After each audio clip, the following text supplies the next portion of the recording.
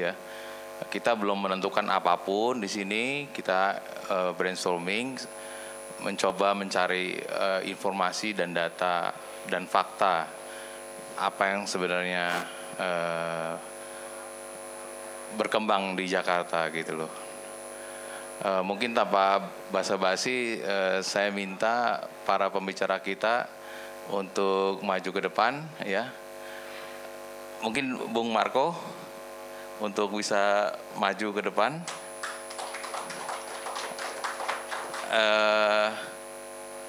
Mas Aldo ya, Aldo Felix dari LBH Jakarta untuk maju ke depan.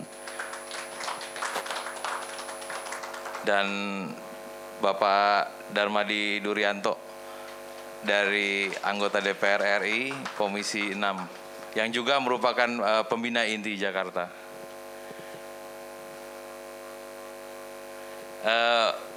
Beberapa pembicara yang lain pada hari ini mungkin berhalangan ya karena ada sakit ya, nggak bisa berbicara pada hari ini.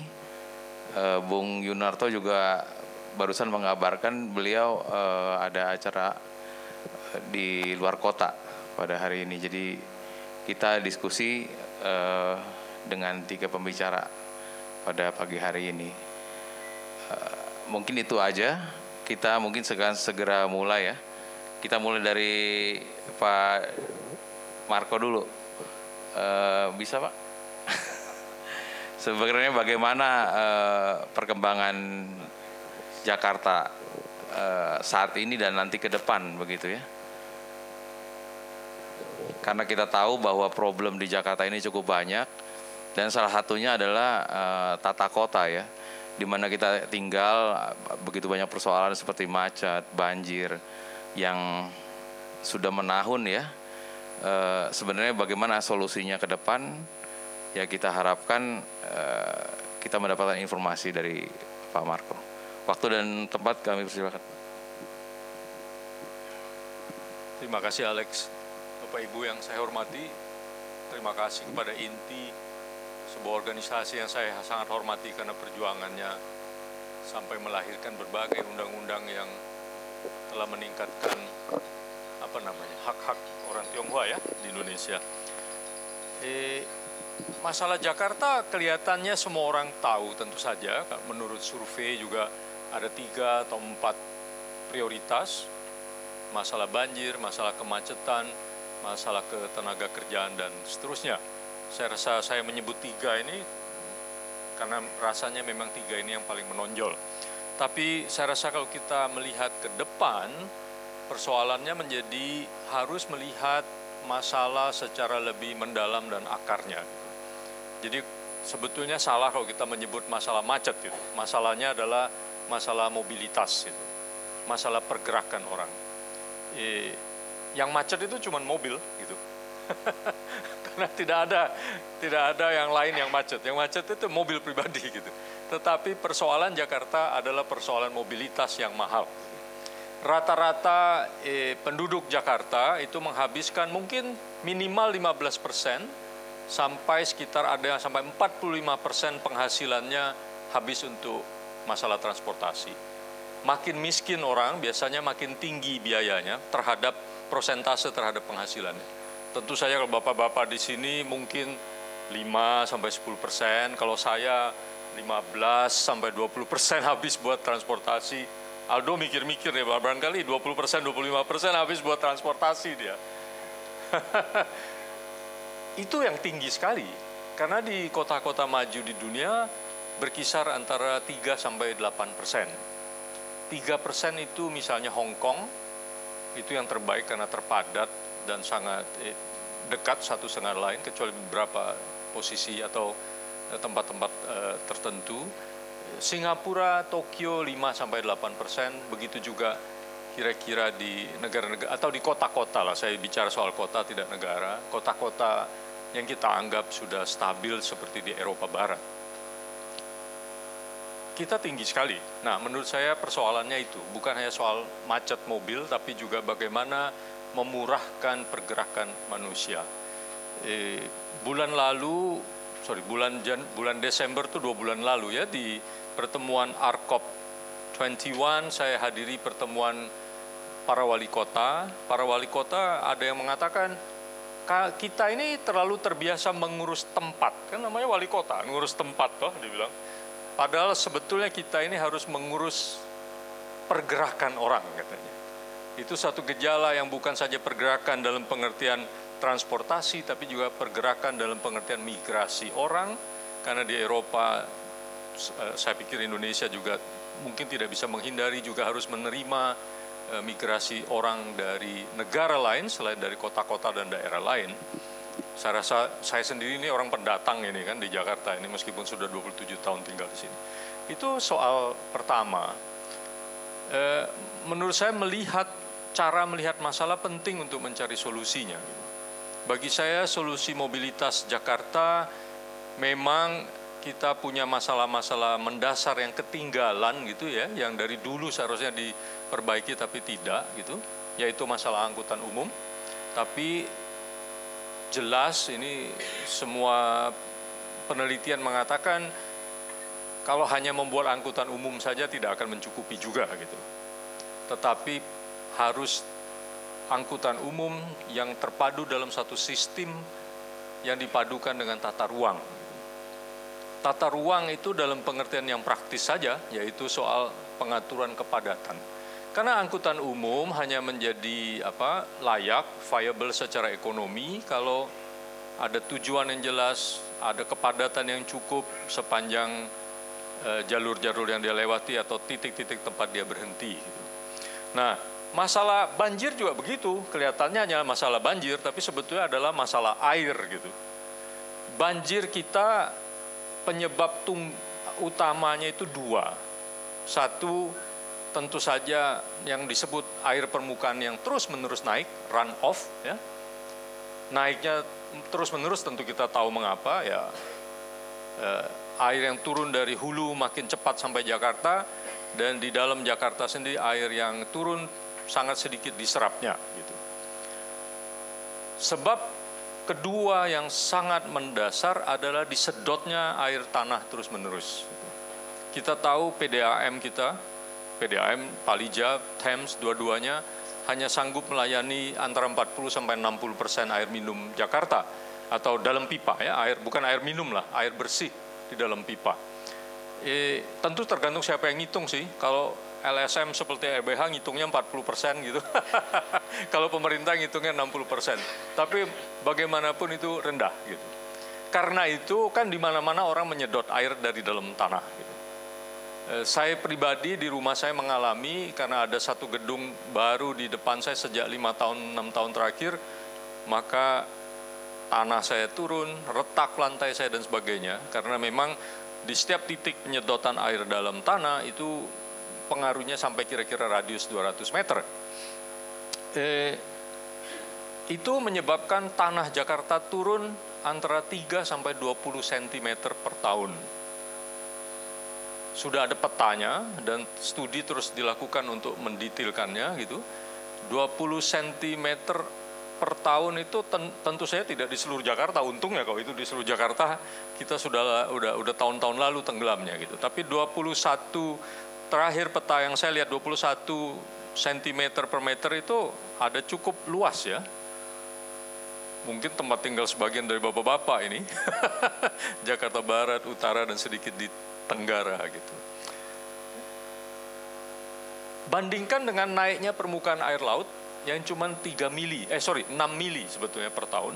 Jadi permukaan, kalau saya pakai tangan ini 6 mili itu segini, 3 cm itu segini. Tapi Jakarta, jadi air laut naik tiap tahun 6 mili,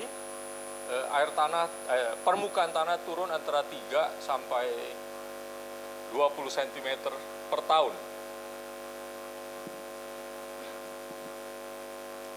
Apakah kejadian seperti ini sudah terjadi di tempat lain? Sudah.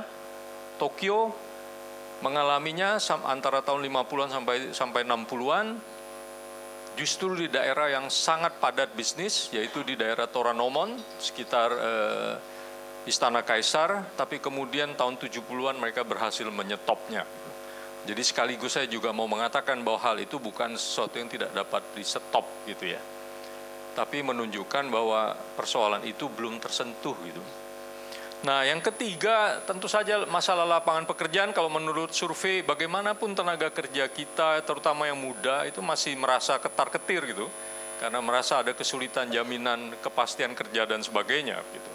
Kalau saya melihat ini persoalan yang harus dihadapi dengan melihat ke masa depan, bahwa generasi muda kita memerlukan dukungan untuk pekerjaan-pekerjaan yang bersifat kreatif, di bidang kreatif gitu.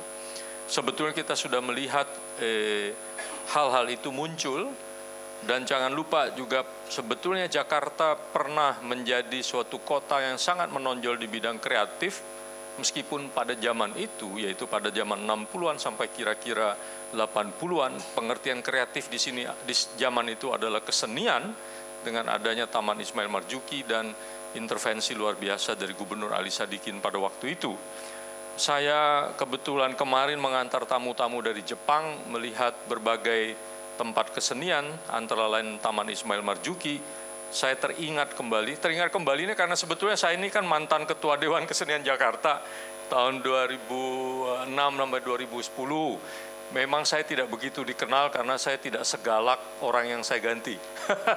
Sebelum saya itu Ibu Ratna Sarumpait yang sangat vokal, sementara saya bekerja diam-diam karena itu tidak terlalu dikenal. Tapi maksud saya kemarin itu mengingatkan saya betapa Jakarta punya banyak sekali aset yang di bidang kreatif ya, bukan hanya venue kreatif tapi juga seniman dan lain sebagainya yang sekarang banyak tumbuh dengan berbagai bentuk.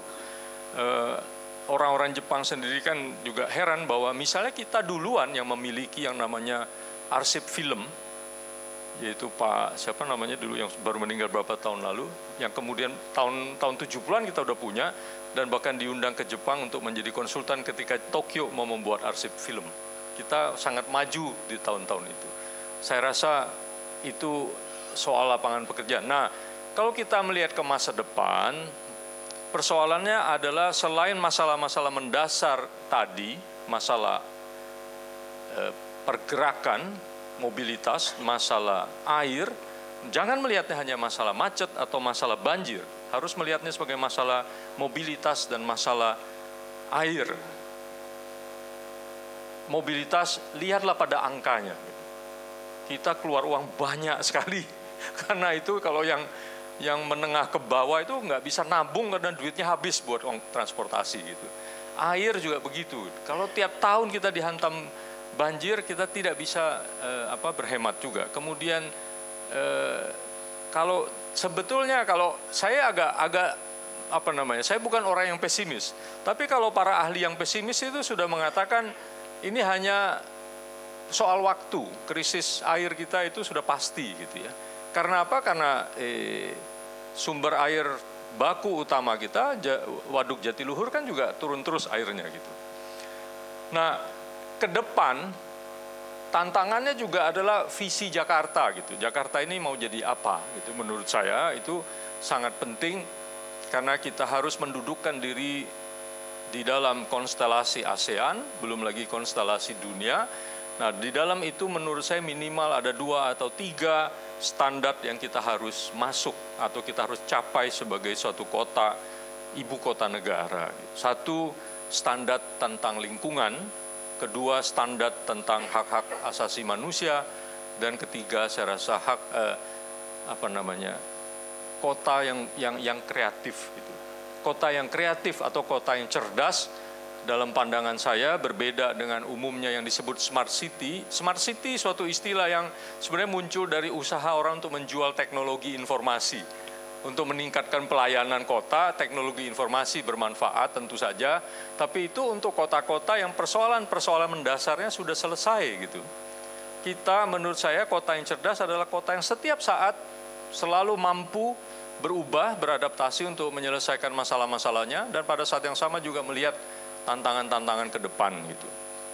Saya rasa 3 dasar itu penting, karena itu bagi saya penting sekali membangun Jakarta di masa depan dengan memperhatikan 3 prinsip. 1 prinsip yang membangun itu sekaligus untuk semua, tidak boleh ada yang dikorbankan. Kedua, membangun itu harus sekaligus memperbaiki atau bahkan memulihkan lingkungan. Jadi kita dengan demikian ikut serta dalam memperbaiki bukan saja kehidupan yang layak untuk kita, tapi juga untuk masa depan, dan kita menjadi bagian dari komunitas dunia yang memang sedang melakukan mobilisasi besar-besaran dalam hal perbaikan lingkungan. Dan ketiga, menurut saya pembangunan ke masa depan ya harus sambil sekaligus memberdayakan orang gitu, mencerdaskan warganya. Jadi warga bukan hanya menjadi penikmat, menjadi konsumtif, tapi warga yang juga kontributif, yang sebetulnya juga sudah ada bibit-bibit terjadinya. Saya selalu favorit, saya contoh, saya punya teman anak muda arsitek di Bintaro yang secara diam-diam tiap pagi di awalnya menimbang sampah-sampah yang digantung biasanya di pagar, di pohon depan rumah. Dia timbang, dia pilah, didokumentasi dengan cara yang sangat menarik. Kemudian selama seminggu, 2 minggu dia ketok rumah, minta izin, boleh nggak kami menunjukkan apa yang kami lakukan dengan sampah Anda? Hah? Oh, kalian menimbang, menganalisa sampah kami diam-diam itu. Tapi karena caranya sangat menarik, sehingga sekarang sedang menjadi gerakan, mereka mampu mengurangi sampahnya secara teoritis, mampu dikurangkan menjadi 93%. Dan itu menurut saya pendekatan ini unik karena kami dukung melalui organisasi saya, Rujak Center for Urban Studies. Kami dukung karena dasarnya bukan hanya membuang sampah, dilayani, diangkut, selesai, tapi orang menjadi paham apa artinya sampah gitu. Sampai ketika kita workshop sampai ke Aceh, Pontianak, ada yang bilang, oh jadi sampah saya ini kalau cuma dibuang begitu aja menjalimi orang lain ya. Iya, saya bilang gitu, luar biasa. Tapi ini yang maksud contoh konkret, ada banyak, tapi sebagai awal satu contoh itu yang saya maksud dengan warga yang berdaya. Gitu. Tapi warga yang berdaya ini juga akan mengurangi banyak sekali masalah kita yang lain. Kalau kita bisa mengurangi sampah, teoritis sampai 93%, kita nggak perlu ribut dengan Kabupaten Bekasi tiap sekian tahun kan. Kita bisa mengurangi pengangkutan, maaf nih kalau ada yang jadi kontraktor pengangkutan sampah. Tapi bayangin 500 miliar setiap bulan atau setiap tahun hanya untuk mengangkut sampah. Kalau saya hitung itu bisa cukup untuk membuat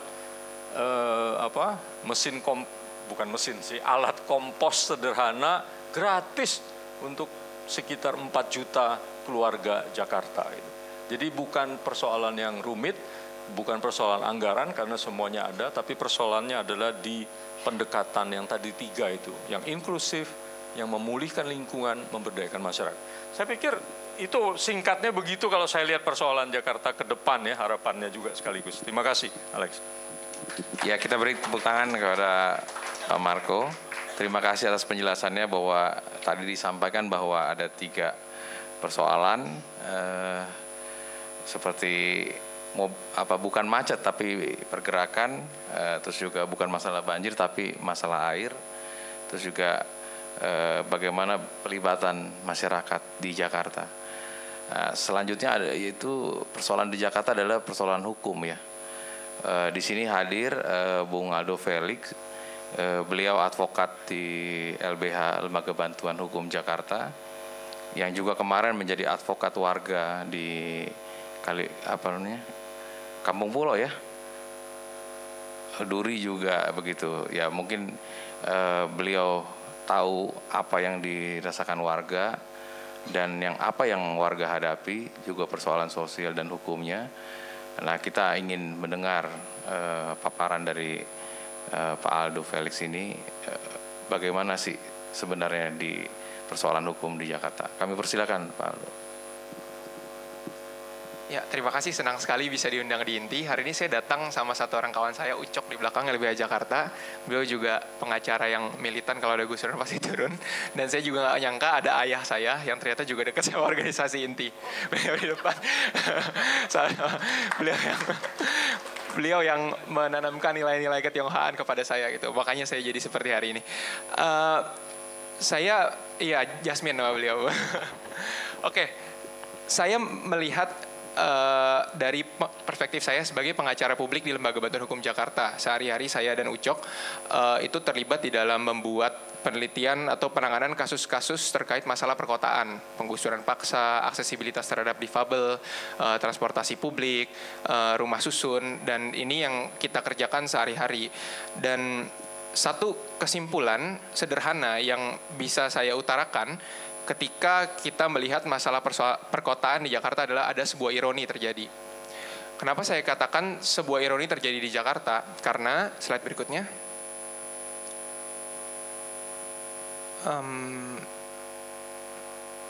Ngeheng, Pak. Oke.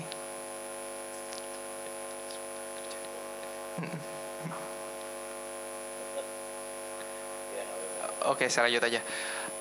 Saat ini, kota-kota di dunia berlomba-lomba untuk menjadi kota hak asasi manusia. Sebuah kota yang menggunakan HAM, prinsip-prinsip HAM sebagai penghormatan utama, dan juga mempromosikan demokrasi sebagai sarana yang inklusif untuk mempromosikan hak asasi manusia. Tapi belakangan, Pemprov DKI Jakarta malah memilih untuk mengidentifikasikan dirinya sebagai saya adalah seseorang yang ikhlas untuk membunuh 1.000 orang apabila itu untuk kepentingan 10 juta orang. Ketika pembunuhan tidak bisa dibenarkan dalam kondisi apapun.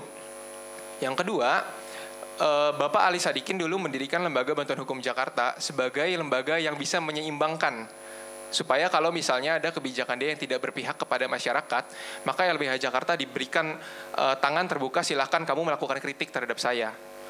Tapi beberapa kali kita melakukan kritik terhadap jalannya pemerintah Provinsi DKI Jakarta, yang datang ke wajah saya dan Ucok adalah kamu fitnah dan kamu pembohong. dan bagaimana mungkin kita mau membangun sebuah kota ketika pemerintah provinsinya tidak menampung partisipasi warga terhadap pembangunan sebuah kota. Slide berikutnya. Nah, pembangunan yang tidak partisipatif ini ada harganya, dan harganya mahal, terutama untuk masyarakat miskin kota.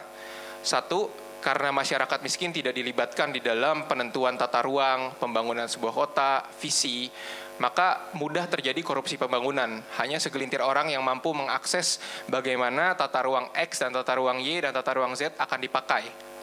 Nah, karena hanya segelintir orang yang mampu untuk mengakses penggunaan tata ruang, maka pembangunan hanya akan berperspektif menguntungkan bagi segelintir kalangan saja. Dan karena pembangunan hanya menguntungkan bagi segelintir kalangan yang bisa mengakses itu, maka biasanya motif utamanya adalah pertumbuhan ekonomi. Sehingga mereka mengabaikan aspek-aspek lain yang penting seperti hak asasi manusia atau isu lingkungan. Nah, apa yang terjadi hari ini di Jakarta? Banjir, macet, ya kita lihat orang stres, banyak jomblo di Jakarta gitu. Itu adalah ekses dari pembangunan yang tidak partisipatif. Dan masyarakat miskin kota yang sudah tinggal di wilayahnya dari tahun 1930, 1920, Kampung Pulo 1928 udah di situ. Bukit Duri dari 40 tahun yang lalu sudah di situ. Banyak warga korban penggusuran rata-rata udah 30 tahun, 40, 50 tahun sudah tinggal di situ. Tapi mereka yang tinggal di situ lebih dulu, dan karena mereka tidak memiliki ruang untuk menentukan bagaimana kotanya harus menjadi, harus mengalah terhadap pembangunan.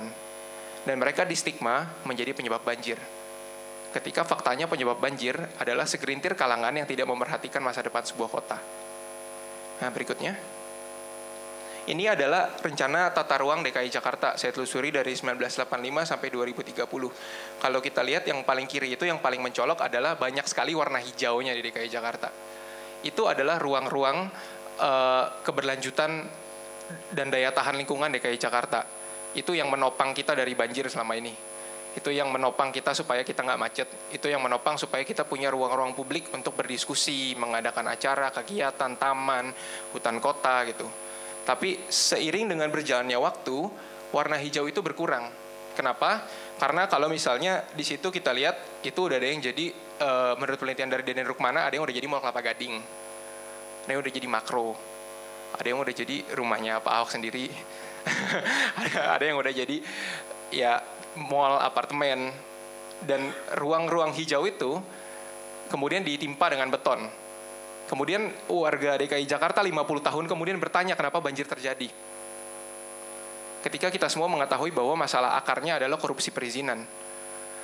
Nah, dan ketika tata ruang 2011-2030 ditentukan, dan lagi-lagi hanya melibatkan segelintir halangan, warna hijau yang sudah terlanjur kita gadaikan kepada segelintir orang saja, dan itu mengakibatkan banjir dan macet yang kita hadapi sampai hari ini, terpaksa digeser ke wilayah-wilayah yang paling mudah untuk dihijaukan. Dan wilayah yang paling mudah dihijaukan untuk saat ini ya sungai. Warga-warga yang tinggal di bantaran sungai yang sudah tinggal di situ dari tahun 1920 sampai 1930. Kemudian politisi atau Pemprov mudah sekali menghimpun opini publik dari masa-masa terutama kelas menengah dan mengatakan bahwa kamu adalah penyebab banjir. Dan kita semua percaya dengan itu. Ketika masalah utamanya bukan itu. Dan hilangnya warna hijau di peta DKI Jakarta dan tata ruang ini juga harus dibayar mahal oleh masyarakat miskin kota. Slide berikutnya. Tahun 2015 itu event terpilihnya naiknya Pak Ahok jadi gubernur menggantikan Pak Jokowi lah gitu. 2014 akhir, 2015 beliau full menangani Pemprov DKI Jakarta. LBH Jakarta menemukan 113 kasus penggusuran paksa terjadi di DKI Jakarta dengan jumlah korban 8.145 kepala keluarga dan 6.283 unit usaha kecil menengah. Itu yang mungkin restoran-restoran kecil, warung. Artinya di saat yang bersamaan dalam waktu 1 tahun, kalau kita asumsikan 8.000 KK itu ada 4 orang, setidak-tidaknya ada 30.000 orang kehilangan rumah dan ada 20.000 orang kehilangan pekerjaannya selama 1 tahun. Dan orang-orang ini sebagian besarnya yang diklaim tidak memiliki KTP DKI atau tidak diberikan KTP DKI karena ditunjuk sebagai warga ilegal, padahal mereka sudah berusaha untuk mengurus status kewarganegaraan mereka lewat KTP, akhirnya dipulangkan untuk jadi masalah pemerintah provinsi yang lain. Ketika pemerintah provinsi yang lain tidak siap, dan yang kedua pekerjaan dan rumah mereka ada di Jakarta. Ya. Dan kebijakan yang kita menangkapnya ini cepat, bagus gitu. Tapi kita lupa bahwa yang kita kelola adalah manusia. Dan kalau misalnya pendekatannya seperti ini, maka kita lagi menyelesaikan masalah dengan masalah yang mungkin ini akan ditampung oleh 2-3 gubernur selanjutnya ketika masalahnya kriminalitas dan kemiskinan. Nah, indikator kemiskinan dan kriminalitas DKI Jakarta kebetulan tahun 2015 naik 0,sekian%. Karena saya rasa ini bisa jadi salah satu problem akarnya. Dan bagaimana kalau misalnya kita himpun ini sepanjang tahun. Nah, di sepanjang Sungai Ciliwung di DKI Jakarta, menurut data Australian National University ada 3,5 juta orang hidup, meskipun tidak semuanya termasuk dalam wilayah administratif pemerintah Provinsi DKI Jakarta. Tapi coba kita bayangkan ruang terbuka hijau DKI Jakarta yang warna hijau tadinya tuh ada 40%-an, sekarang tinggal 9,2%. Dan kemudian ruang terbuka hijau ini mau dijadiin rusun lagi untuk memindahkan 3,5 juta orang korban penggusuran. Maka kita akan sampai pada satu posisi di mana kita bertanya kemana lagi kita mau memindahkan orang-orang ini selain ke planet Mars atau mungkin ke Bekasi. dan ini baru akan dituai oleh gubernur menanti setelah Pak Ahok atau mungkin 2-3 lagi. Kemudian kita akan mengutuk gubernur itu secara bersama-sama. Berikutnya. Nah, ini alasan-alasan penggusuran itu kebanyakan penertiban. Penertiban tuh gimana sih? Jadi di Perda DKI ada Perda Ketertiban Umum. Itu intinya ginilah, kalau misalnya Pemprov DKI merasa itu nggak indah atau nggak sesuai ya tinggal gusur aja. Nah, warga miskin juga tidak memiliki posisi yang sejajar di mata hukum. Kalau misalnya developer atau misalnya kontraktor atau mungkin masyarakat yang tinggal di perumahan masyarakat kelas menengah gitu, diklaim tanahnya sama negara, maka peradilan adalah satu-satunya pintu untuk menyelesaikan persoalan itu. Tapi masyarakat miskin, begitu dia diklaim isu penertiban, maka pintu peradilan juga tidak terbuka untuk beliau. Bahkan dengan salah satu wawancara Metro TV kemarin, Pak Ahok bilang, udahlah lama pengadilan, DPR lama, mending langsung gusur aja kita hancurin dulu saat itu juga, supaya cepat selesai. Maka kalau gitu jadinya, artinya ada orang-orang di Jakarta yang tidak punya akses terhadap penegakan hukum. Dan hak-hak dia untuk mengakses itu terabaikan. Dan bagaimana jadinya kalau misalnya ini terjadi kepada kelas menengah? Turun gubernur itu besok. Berikutnya. Nah, teman-teman, ini prosedur penggusuran. Banyak warga DKI tidak dilibatkan di dalam proses penggusuran. Jadi mereka yang udah tinggal 1920 tapi sepihak dipindahkan ke rumah susun. Terus berikutnya lagi, data ini metode. Ini yang juga kita sayangkan bahwa di DKI Jakarta sebagian besar penggusuran itu 80%-an itu menggunakan kekerasan aparat satpol, baik Satpol PP, TNI ataupun Polri, ataupun ancaman alat berat. Nah, di Undang-Undang TNI sama Polri itu ada tugas dan wewenang mereka. TNI itu harusnya melindungi kedaulatan negara, Polri itu harusnya melindungi warga lah dari permasalahan-permasalahan hukum, melindungi tertiban umum. Kalau ada satu sengketa yang tanahnya tidak jelas, kemudian polisi melakukan penggusuran terhadap warga tersebut, artinya polisi sedang menyalahi wewenangnya karena belum selesai masalahnya di mata hukum. Yang kedua, kalau misalnya ada urusan domestik, kemudian TNI datang ke Senapan, ke Bukit Duri, atau misalnya ke Kampung Pulo, berarti TNI juga sedang menyalahi tugas dan wewenangnya karena dia harusnya berperang di perbatasan, bukan di dalam perumahan yang ada di perkampungan Betawi gitu. Dan berikutnya, sumber anggaran APBD DKI, pajak yang kita bayarkan itu untuk membuat 8.145 orang dan 6.283 unit usaha kehilangan rumah dan pekerjaannya. Dan ini alokasinya juga kemarin tahun lalu 150 miliar dihibah kalau nggak salah ke institusi Polri dan TNI untuk membantu Pemprov DKI Jakarta melakukan penggusuran paksa yang tidak jarang terjadi kekerasan. Berikutnya, kelayakan solusi, hampir 70% kasus tidak memberikan solusi yang layak, meskipun di media massa itu terdengar bahwa semua warga dapat rumah susun, tapi berdasarkan investigasi yang kita lakukan dan wawancara warga, hampir 70% tidak mendapatkan solusi apapun dalam kasus-kasus penggusuran paksa. Dan itu biasanya karena mereka kekeh basisnya tidak memiliki KTP DKI Jakarta. Nah, makanya ini bisa jadi masalah baru buat pemerintah provinsi yang lain, atau bagi DKI Jakarta sendiri kalau mereka memutuskan untuk tetap tinggal di Jakarta. Artinya akan ada orang yang tidur di emperan atau pinggir jalan, dan mungkin itu bisa jadi bentuk kriminalitas yang baru gitu. Berikutnya, ini jumlah kasus. Jadi di KUHPER itu ada 1963, 1967 KUHPER. Kita kalau yang orang-orang lama gitu, generasi sebelum saya, pasti banyak lah rumahnya nggak ada sertifikat. Pasti banyak banget rumah nggak ada sertifikat karena nggak sempat ngurus, mungkin nggak ngerti, atau bentuknya masih verponding atau letter C yang Belanda gitu. Cuma biasanya kalau kita ngurus ke BPN, kalau rumah kita di tempat-tempat menengah ke atas, ya BPN biasanya akan ngurus gampang keluarnya gitu. Ya, punglinya banyak lah hambatan birokrasinya, tapi kita punya akses untuk melakukan itu.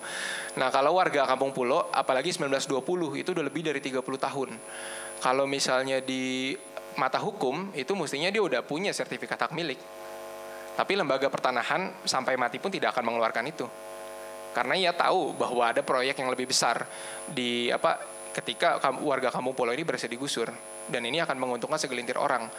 Nah, kalau misalnya pendaftaran tanah atau lembaga pertanahan juga cuma bisa diakses oleh segelintir orang, maka nanti di masa depan ketika katakanlah orang-orang masyarakat miskin kota ini sudah pindah ke Bekasi semua, kemudian tinggal kelas menengah yang tersisa dan kalangan kelas atas yang ada di Jakarta, maka berikutnya giliran kita semua. Dan rumah saya mungkin nanti akan jadi warna hijau. Kemudian gubernur akan bilang bahwa saya penyebab banjir. Dan kemudian ketika saya mau mendaftarkan tanah saya, nanti mungkin sertifikat saya expired lah, atau misalnya saya nggak bisa daftar karena saya nggak punya hak, saya bertahun-tahun mendiamkan tanah tersebut.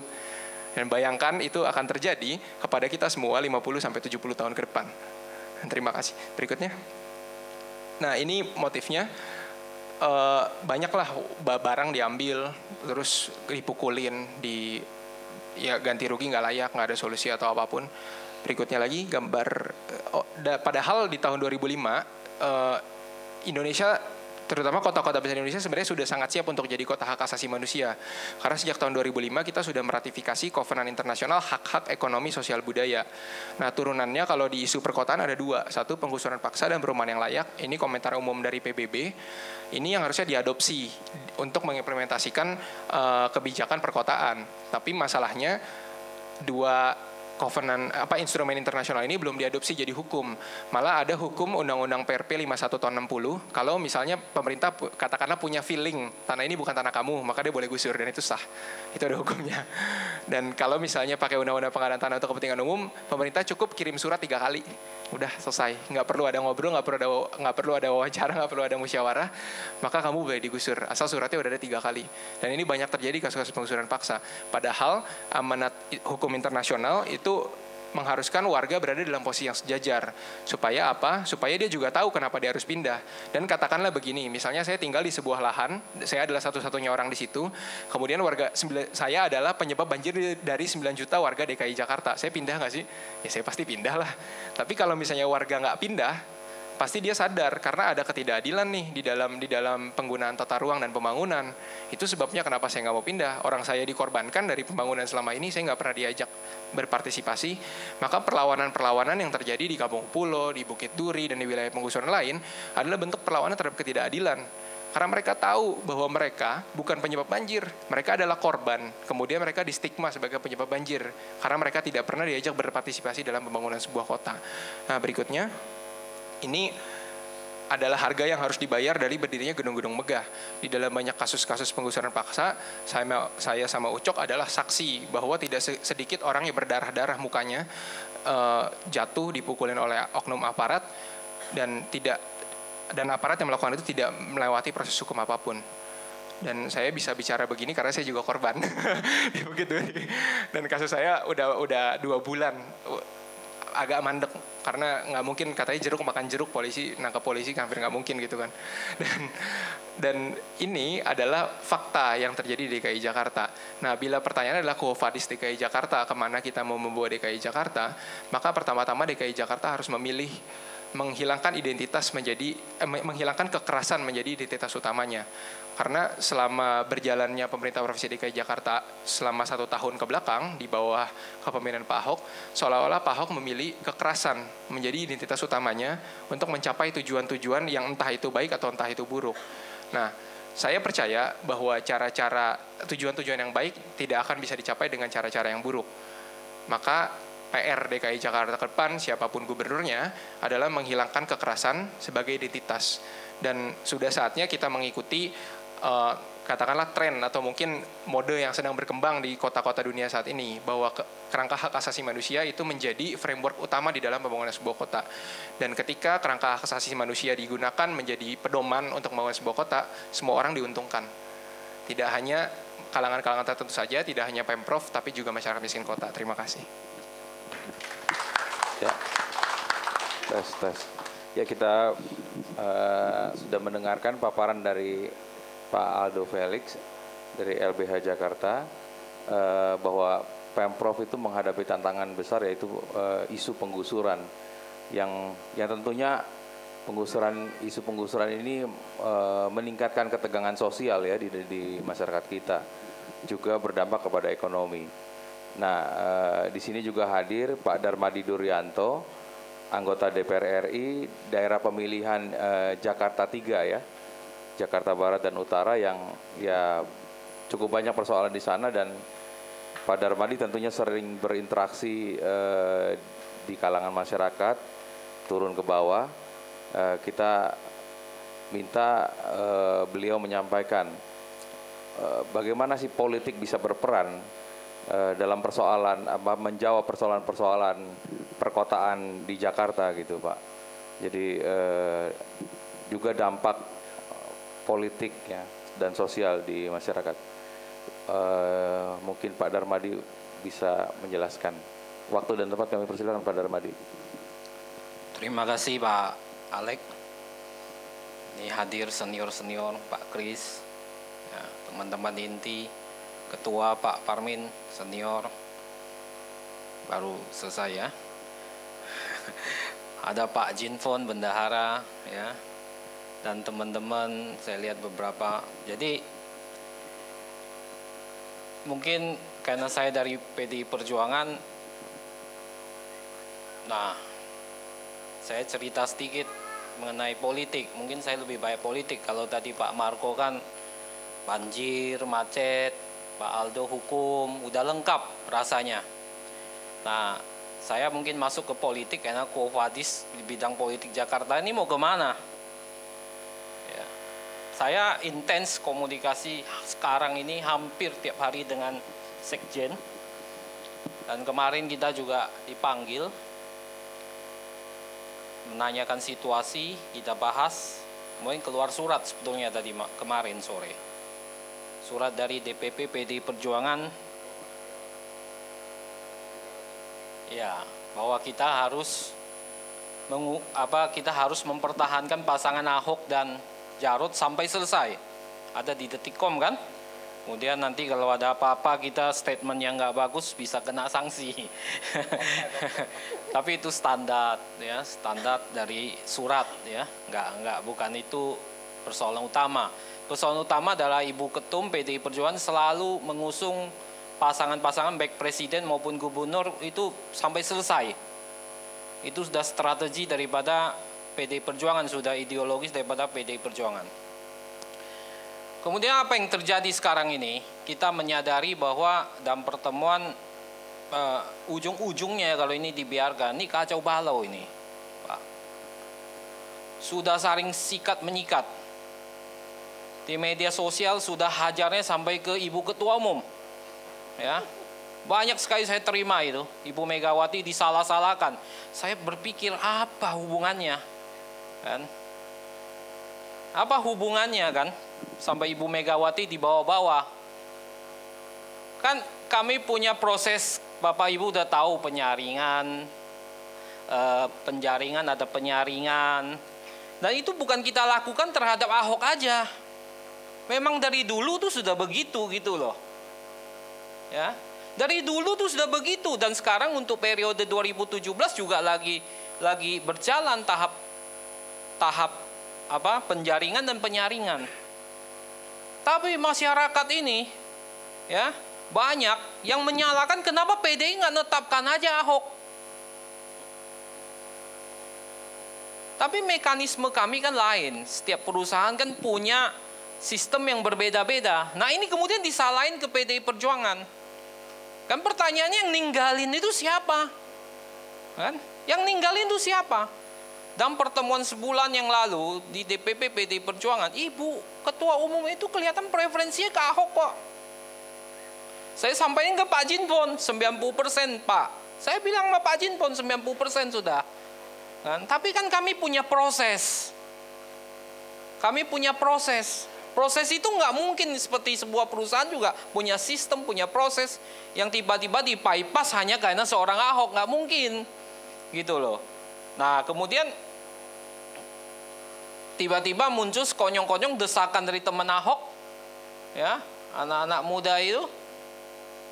Kemudian Ahok maju lewat independen.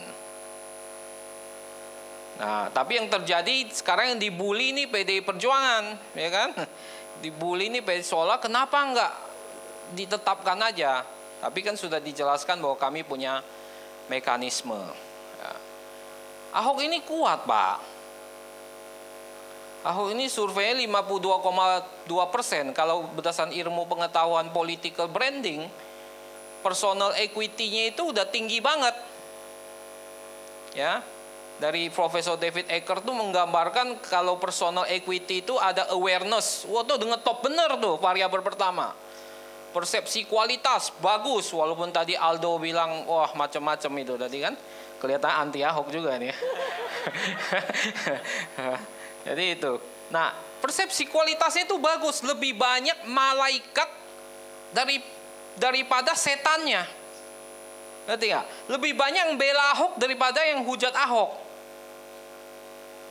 Persepsi kualitas itu tinggi sekali. Ya, malaikatnya banyak amat. Bahkan ada yang mengatakan ini Ahok tuh nabi. Kemarin saya baca tuh, Nabi Ahok. Luar biasa. Kan? Kemudian yang ketiga, citranya tinggi. Yang keempat, loyalitasnya.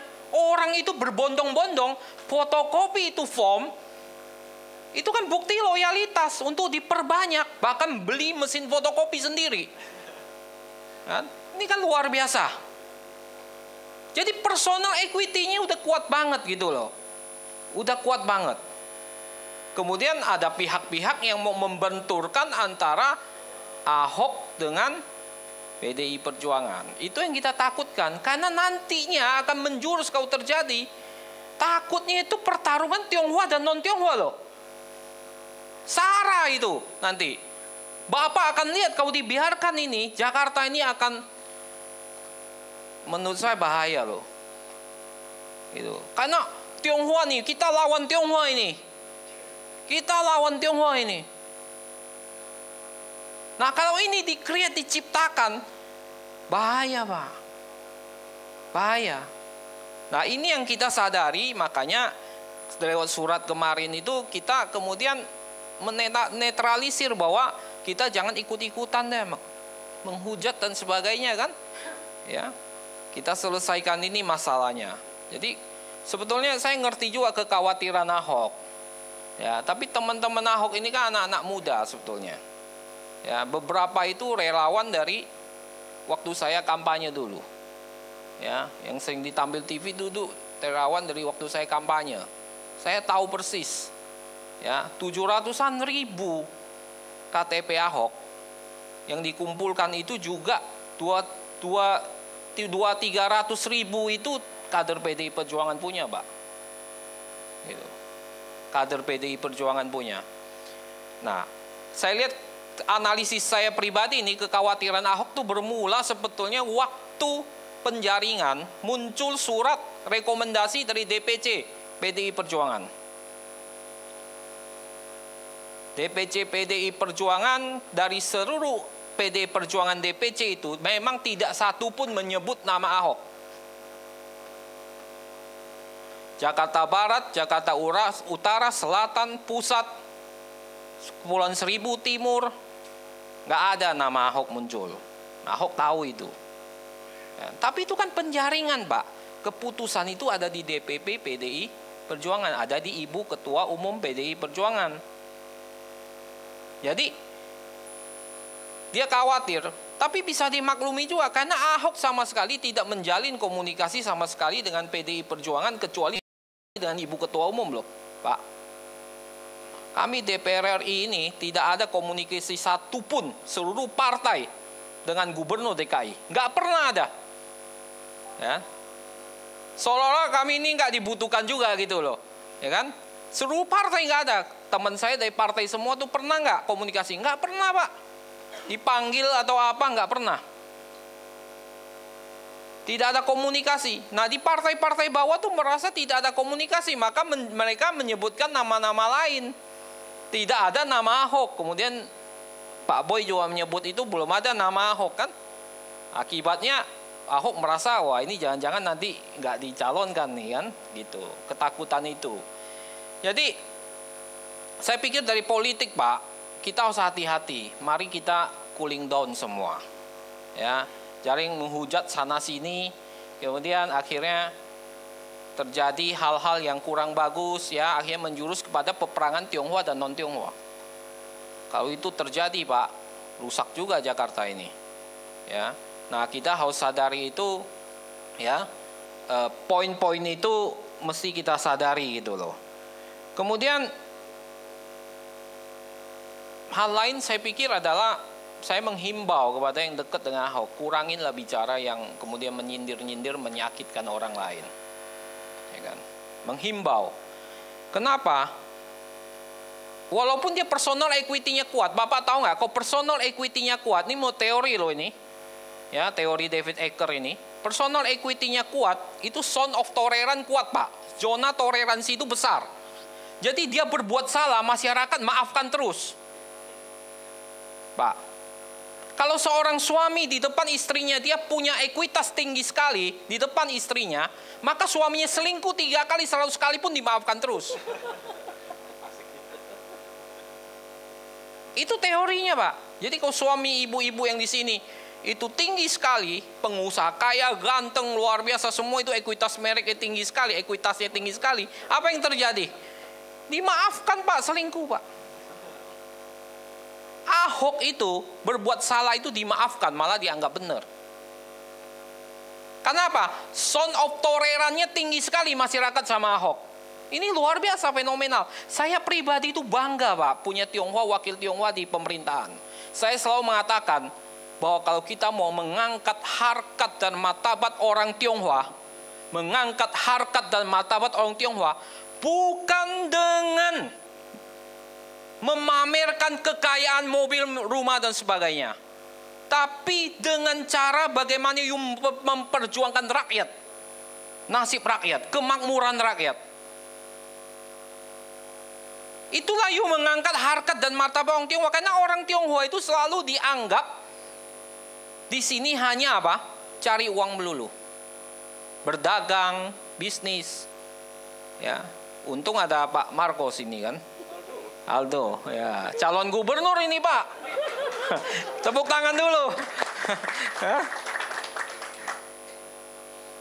Nah, kalau kita mengangkat harkat martabat Tionghoa bukan pamer kekayaan, rumah, itu menimbulkan masalah. Coba yuk berjuang seperti Ahok, mewujudkan keadilan kemakmuran buat rakyat. Itu bagus. Maka saya pribadi selalu mengatakan, pemuda-pemuda inti ini, mana? Maju dong ke partai politik. Maju ke sana. Ya. Kemudian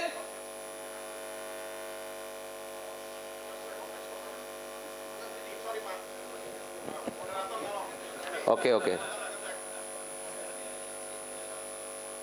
Ya, saya enggak Pak, saya moderator di sini ya. Tolong jangan ada yang berkomentar di sini. Gitu. Nanti ada waktunya untuk komentar. Saya pikir Jakarta tidak lepas dari persoalan masalah dan singgungan dengan Pak Ahok ya. Saya pikir itu kita silakan saja. Ini semua berhak bicara di sini. Saya moderatornya. Tolong ya Pak Chandra ya. Saya minta Pak Chandra, tolong Pak Chandra. Cukup, terima kasih. Saya paham aspirasi Anda. Terima kasih. Tolong sopan dulu ya. Iya, Pak Darmadi silakan Pak. ya kita ini kan bicara quo vadis politik di Jakarta, kan? Ya.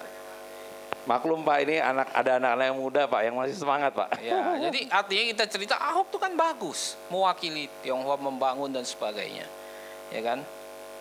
Tapi hal-hal yang harus kita kritisi, kalau misalnya dia berbuat kurang baik, gitu, kita ikut-ikutan mendorong dia terus, bukannya kita menjerumuskan dia, gitu loh. Itu pengertiannya, ya.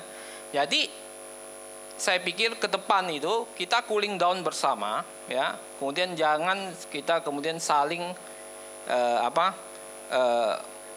masuk ke dalam politik yang berbau sara itu. Jadi itu harapan kita ke depan. Jadi pemuda-pemuda inti saya bilang maju. Kami ini usia sudah, yang di DPR itu yang ada 12-14 orang itu usianya sudah 50-an, 5 tahun lagi sudah 55-60. Ya kan? Nah, jangan sampai ada gap terjadi di mana ini kemudian gap ini terjadi di mana nanti pemuda Tionghoa nggak masuk. Maka seperti Aldo, Alek dan sebagainya di sini kita persilakan untuk maju, kita support. Kalau enggak nanti setelah 98 euforia itu 98 apa yang terjadi? Sedikit sekali yang maju. Sedikit sekali yang maju ke partai politik, masuk ke ranah politik. Nah, kita harapkan itu. Maka kita meminta juga support daripada, ini kan banyak pengusaha di sini. Support tuh anak muda. Support tuh anak muda. Itu penting. Sekarang saya lihat ini ada gap ini. Seolah-olah nanti setelah ini takutnya nggak ada lagi yang masuk. Ya. Nah, ini berbahaya. Setelah ini kemudian nggak ada lagi yang masuk. Nah, ini berbahaya. Nanti pemilihan 2019 semakin dikit pemuda-pemuda Tionghoa yang berkiprah di politik. Ini menjadi kebuntuan kita semua. Nah, kita harapkan mereka maju di sana, kemudian kita fasilitasi mau lewat partai, ya, fasilitasi lewat partai, kemudian kita coba motivasi mereka agar mereka bisa maju. Saya pikir itu ke depan itu yang harus kita lakukan. Itu tanggung jawab kita bersama, Pak. Ya, perjuangan untuk masuk tuh nggak gampang hanya sekedar ikut organisasi, kemudian hanya aktif-aktif begitu. Tapi kalau you mau masuk di Pileg 2019, apa yang terjadi? Ya, Anda harus kerja keras, nggak gampang untuk masuk. Tapi percayalah, kau dengan tekad dan semangat, saya yakin sekali ya, bahwa kita nanti ya akan mencetak generasi-generasi muda penerus aset bangsa ini dari masyarakat Tionghoa.